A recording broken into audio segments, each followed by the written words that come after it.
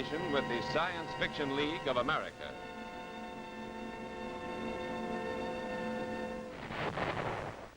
Peace.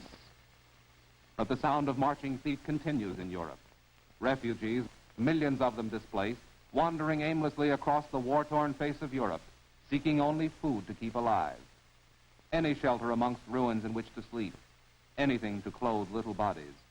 Today, 12 millions are displaced in Europe alone.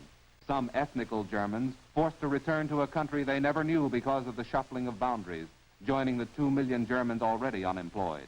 Each day, nearly 2,000 migrate into Western Germany, underfed, diseased, undermined. For some, the displaced persons camps provide temporary relief. But for the core of the unplaceables, the aged and sick whom no one wants, there is no hope in Europe. Their hope must come from you. To help in this cause, the nonprofit organization CARE asks you to send packages today. Write CARE, New York, or contact your local CARE office today. Tonight, Tales of Tomorrow presents Blunder, starring Robert Allen and Anne Laurie.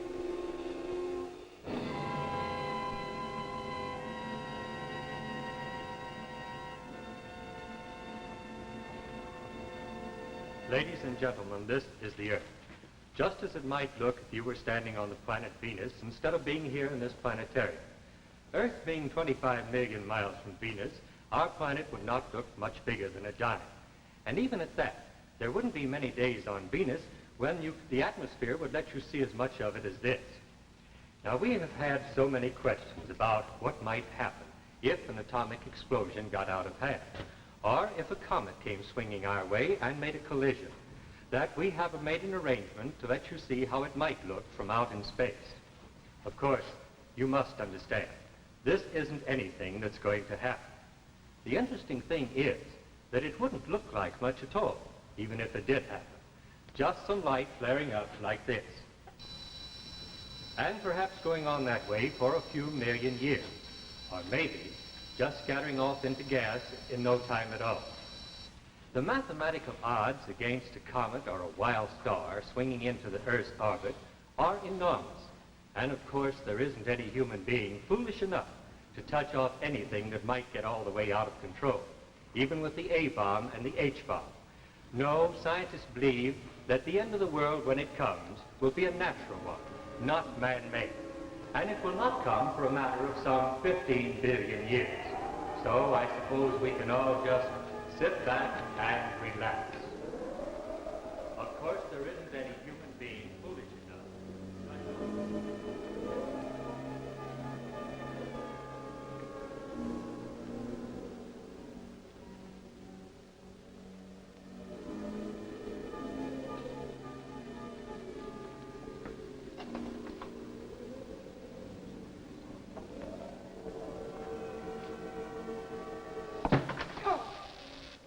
You're not going to... Oh, no, Jane. I'm just getting things ready. You see, the activator doesn't work until the switch is thrown. Now, I told you the experiment wouldn't start till 9, and it won't. These last few minutes, Carl, they seem to take longer than all the years you put on this experiment. Well, at 9 o'clock, we'll know the answer. After the activator starts the bismuth reaction. Reaction? But, Carl, you can't go through with it, not until... Jane, I'm not backing out now. I've told you there isn't one chance in 100 of any trouble. 1 chance in 100? I'll call it 1 chance in 1,000. I've gone through these calculations over and over, and the answer is always the same. Bismuth fission is possible. The pile we've built up down in the mine is going to start off a slow, controlled reaction, not an explosion. But you sent Dunning and the others to Tromsø, Carl. Wasn't that because of the danger? Their work here was over, Jane. Now, after the reaction starts, then's when our work starts, the making of contracts, hiring a full workforce, getting in the lines to get the power out. Oh, we'll have a natural furnace a mile square and hundreds of yards deep. The whole Arctic Ocean to draw on to supply power for all of Scandinavia. Everson Dunning and Company's going to be big business, Jane. Very big business. I didn't have to make any contracts in Tromsø, Carl. But you wanted to send me away, too. Well, we're stuck out here in the wilderness, darling. Why should a man ask his wife to stay here when... Yes, Carl, why should you ask me to stay here when that... I never could fool you, could I? You're not sure, are you, Carl? No, don't try to fool me. You're worried, too. Well, all right. Maybe there is one chance in 100 of trouble. I don't suppose there's any point in not facing up to it now. Well, then you do admit that this could go wrong, Carl. That this particular way could be more dangerous than all they've done with uranium and all the other elements. Yes, there is a remote possibility that by splitting the bismuth atom, we might touch off oxygen. Oh. Touch off oxygen? Oh, now, wait a minute, Jane. I just said there was a remote possibility. Theoretically, the sun could explode tomorrow, but it isn't likely. Well, this is the same. But oxygen's everywhere. It's in the air. It's in water. Why, Carl, the whole world could become a gigantic atom bomb. That's right. Well, then shouldn't you be reading more data, Carl? I mean, you always used to check and recheck your information, and this time you haven't even paid any attention. Carl, there were reports from Dunning and the others, and you haven't even read them. Why, if Joaquim Ortega gives up on this, well, mightn't the danger be the very reason? I don't know that anybody's given up, Anne. Things that are published are months, years behind events, and I could read myself blind and not be 1 millimeter further ahead than I am tonight. And what's the point of reading anything when it's so heavily censored? Oh, look, Jane. This dinner was supposed to be a party, wasn't it? Carl, listen to me. You and Dunning have been working here in secret, but outside the there are secret other... stage is over, Jane. My final report has probably already been published. Ortega and Stackpole have most likely already seen it. Now, if they want me to hold up the experiment, Jane, it's too late. There's a time for study and a time for action. We've come to the time for action.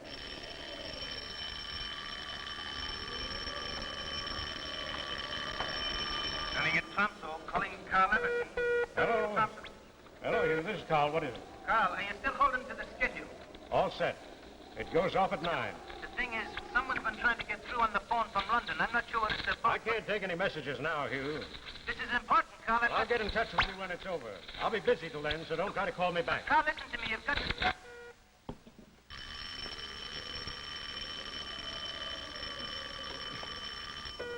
Look, Hugh, I told you no more talk till it's over. But there's a call from London, Carl. I'm cutting out all the way now, so you'll be just wasting your time if you try to get me back. But, Carl, listen, you've got...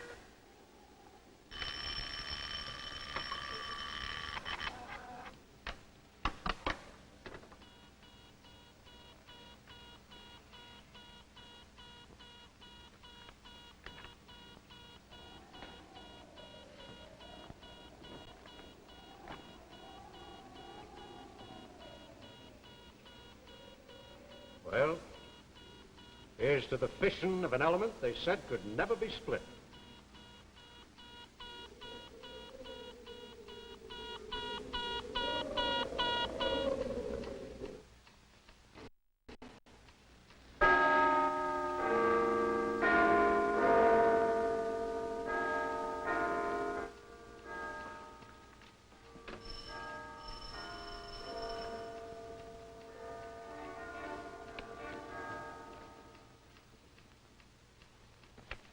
Dr. Ling, open up. Hurry. Who is it? Open up, Chu Ling. It's Stackpole. Why, hello, you come in. No, there isn't time. Have you read the Zurich Quarterly yet? Why, we're just starting it. Just why, what's the matter? It's Everson. He's experimenting with that bismuth fission theory of his. Experimenting? Yes, I know. It'll set off an oxygen reaction. We know it, but Everson doesn't. How far has he gone? I don't know. I've been trying to get Dunning on the telephone all day. I can't get through. Well, what shall we do?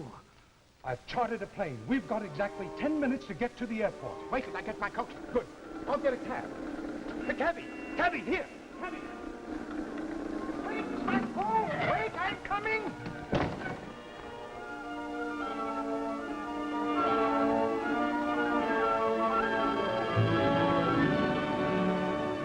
Grandfather, I think you better... In the old stories, Elena, the princess always kissed the one who was sleeping. Grandfather, I didn't mean to wake you. I was just leaving the afternoon mail. Oh, I'm wrong. It was always the princess who was kissed. The famous Dr. Ortega is never wrong. There, and if that makes you a sleeping beauty, don't blame me. At my age, Elena, names mean little, kisses mean much. So whenever you see me dozing, This cable came with the mail? Yes, it came about a half an hour ago. I was wondering whether I should wake you, and then I thought... Is it bad news, Grandfather? Grandfather, the cable, is it bad news? It's from Stackpole in London. He has seen a new report by Everson. Elena, the Zurich Review with my article on bismuth. The issue should have been in Stockholm and Oslo for almost a week now, no? You've asked me that before. It's been out there since the 12th. If Everson has seen my article, he can't be so insane as to go ahead. It was in warning to Everson that I wrote the article. Got the material declassified exactly for him to see. He must have seen it by now. He always reads everything that you... Yes, Everson always used to read everything in his field. But he has been cut off from all of us up there for years. Crumbs from our table. That's all he has been able to get his hands on. But this time, crumbs aren't enough. He has made a mistake. Grandfather, is it a bad one? He's going through with his mine project. The one I wrote this Zurich article to warn him against. When will they learn that censorship works both ways? You mean he might start off a chain reaction that couldn't be stopped? There are no absolutes. It might stop when... When the Earth was gone. When the oxygen was gone. The Earth and all life on it would go too, of course. You said this is what might happen. By my equations, the probability is, well, call it a matter of some 200 to 1. You mean one chance out of 200 that Everson's reaction might get out of control? It's the other way around, Elena. The other way around.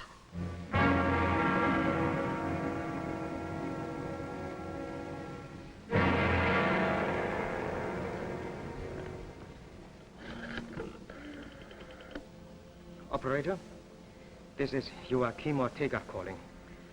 I want to put in a person-to-person call to Washington. To the President. Yes? The President of the United States. Dunning, you don't seem to understand. It's a disastrous mistake that Everson's made. Chuling and I have flown here from London to try and stop him in time. Aye, that I can understand. You can They're all read... great lads for stopping things. You can read it for yourself here in this article Ortega put out. Everson hasn't allowed for the factor of K under pressure. I'm an engineer, Stackpole, not a nuclear physicist like yourself and your friend here. I've read your article through twice, and I can see nothing that affects our plans at the mine. If you will excuse me, Mr. Dunning, there might not be 20 people in the world who could understand this warning which Dr. Ortega has written. But Carl Everson is one of them. If he is proceeding, it can only mean that he has not read the warning. I've sent on every scientific journal that's come to us here in Tromsco. If you say that the journal's been out for, since the 12th, well, it's been in Carl's hands now for 3, maybe 4 days now. Dunning, we're wasting time, and there may not be much of it left for any of us. You said that you were in touch with him not 10 minutes ago. Will you please get in touch with him again? I'll tell him that you didn't want us to interrupt him. I'll tell him that black is white. Anything, if you'll just let us read these equations to him. Gentlemen, I'm sorry, but I cannot do such a... Beg your pardon, Mr. Dunning. We haven't much time left in which to avert this error. The radio, if you please. Well, I'll be... The radio, if you please, Mr. Dunning.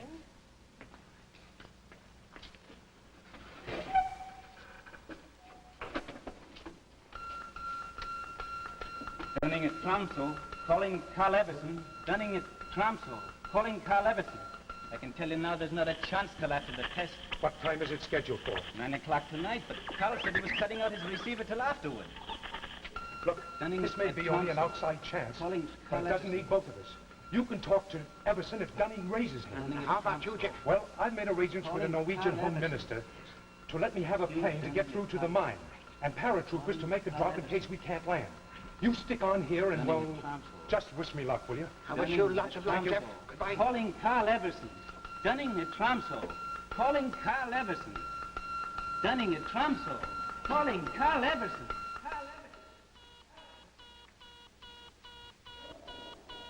Look, Jane, can't you remember that this is a celebration? In exactly 18 minutes, we'll be showing the world a wonder that'll still be supplying light and heat and power for centuries to come. What about the children, Carl? What happens to the children of the world? Well, they'll be born into a world of plenty. Food, heat, shelter for all. No, I mean, if this goes wrong. It can't go wrong. But, Carl, if it does. If it does, Jane, and that's a very big if, there won't be time for them to suffer. I think I'd like my drink now, Carl.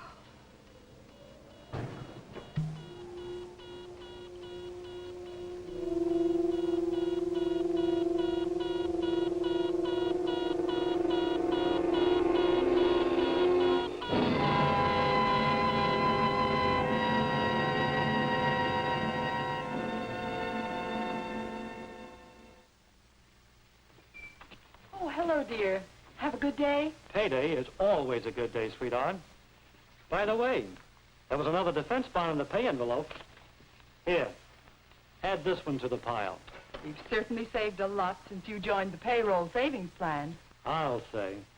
In times like these, the only way to save is to save before we spend. And the easiest way to save is with United States savings bonds. By putting in only $7.50 a week, in 10 years you'll have bonds and interest worth more than $4,300. Meanwhile, your savings will be helping to make your country strong, for savings bonds are defense bonds.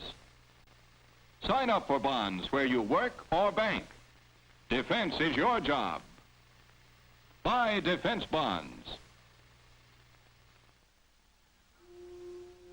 And now we return to our tale of tomorrow, Blunder.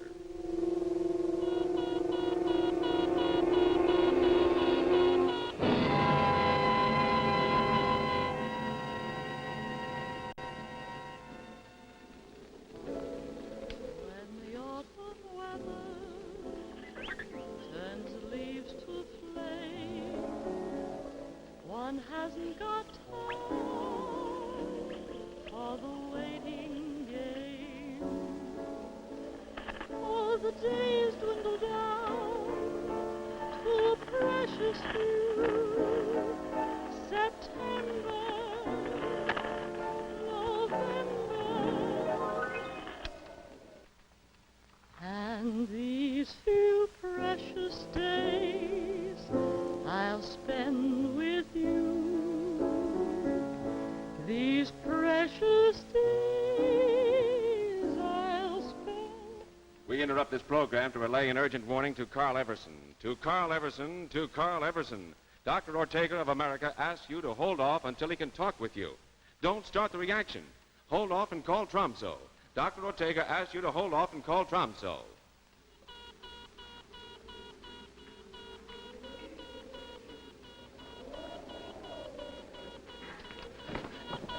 Turning at Tromso, calling Carl Everson, turning... Jane. Thank God, it's Carl there. He's got to listen to me.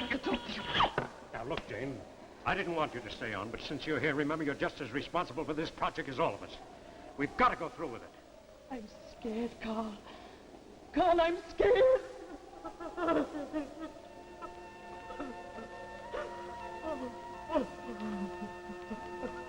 I'm sorry. I just keep thinking about those children. Look, don't you think that I think of them too? Look, Jane, there was a time when I would have waited to check with Ortega and Stackpole. But now it's different. There's a limit to what I can tell them. There's a limit to what they can explain to me. They publish things, sure. Yes, darling, they do publish a little, but what? But it's just the scraps, darling. In Moscow and Leningrad, they can't even publish scraps. But if I can once show them that bismuth fission is a workable, existing reality, I'll make them all talk. Not about war and weapons, but about the full development of this wonderful new power that's coming into our hands. About the simple, inexpensive plants that they can set up all over the world. I'm thinking of the peaceful development for all the billions of people who've never had enough to eat, of this cheap, limitless power that can end poverty in the world. Oh, Carl.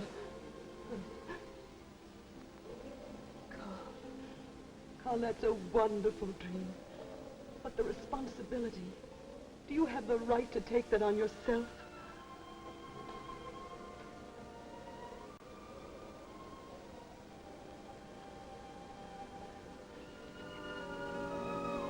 Hugh Dunning said that someone was trying to reach him from London. Well, mightn't there just be some factor that you haven't taken into account? Oh, darling, if you just talk to Hugh once more. What good will that do, darling? We know this is going to work. It's for all those children, for the whole world. It's got to work.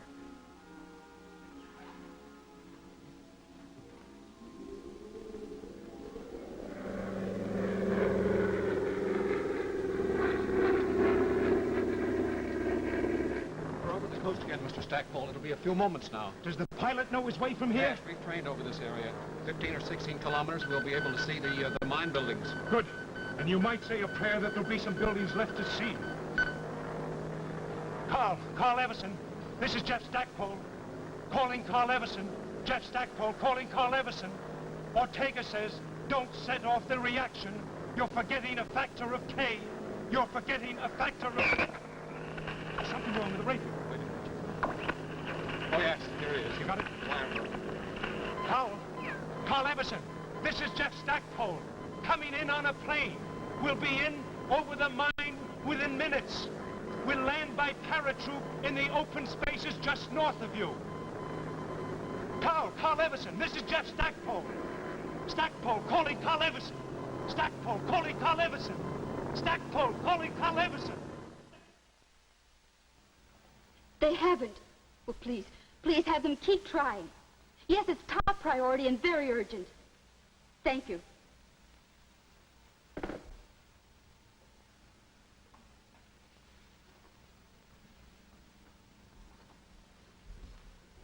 They've got Tromso, but they can't get through to Everson.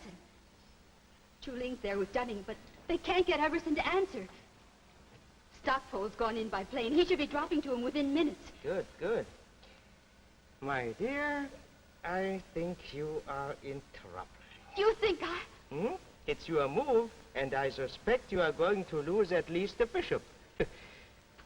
Grandfather, you just said that the whole world was in danger, that within minutes we all could be blown to nothing. And yet you can sit here over a chessboard and say... Elena, dear, they reach Carl Everson in time now, or they don't. If they don't, there's no remedy that can be devised against this irretrievable blunder. So, let's see about your bishop. But, Grandfather, there must be something that we There's nothing more now. Not from here. What can be done is being done. Perhaps we've all been afraid too long. Now, I have regrets, but there seems very little fear left. Regrets? Big ones, little ones. I could wish to have seen you married. The new strain of melons we are trying out in the garden, how they'll turn out. Those are two of the big ones. For the small one, here's a formula on the properties of magnetic attraction at low temperatures that I would have liked to work out just a little further. But magnetic attraction has nothing to do with bismuth fission or perhaps with anything. But I'm still curious. Grandfather, you can put your mind to a new problem when... When I should be attacking your bishop and queen. Elena, I'm sorry. But it's still your move. You think I'm going to lose the bishop? Just watch.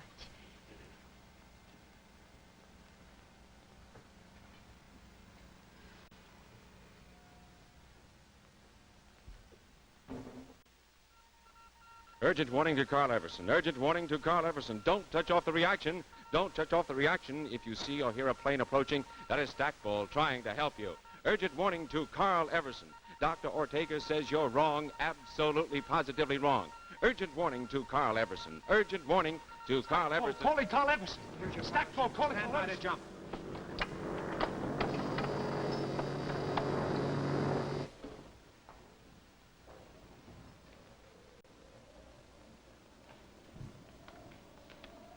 Well, that's that. Well, it's just minus 52 seconds, darling. Carl, after it happens, will it be long before we... Before we know, it might be 6 seconds, might be 8, depending on how long it takes for the acids to eat through the plates down below after the reaction starts. And then if everything's all right, will we know right away? If it goes past 8 seconds, you'll know that we're off on schedule and everything's under control. If it doesn't, I doubt very much that we'll know that it didn't work. Carl, there's one more thing. Now, wait a minute, Jane. No more, you promise. No, it's not about calling Dunning or what's happening down below. It's about us, Carl. I was wondering if you'd kiss me.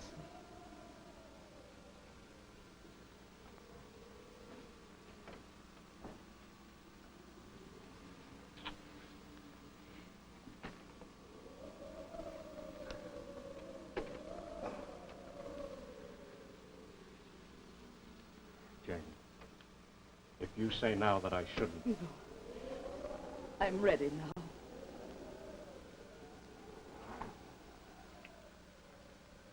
It's time.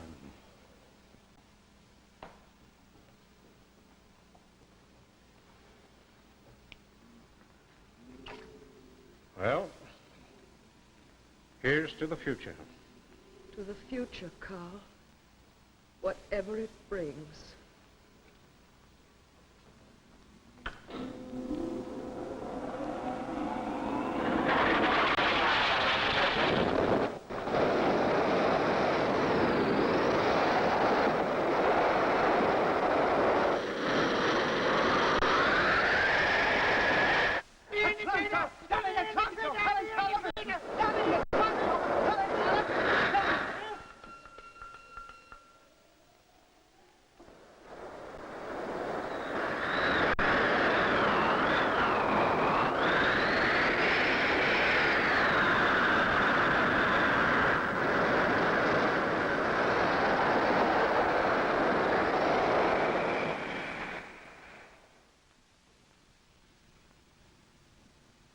And of course, there isn't any human being foolish enough to experiment with atomic fission.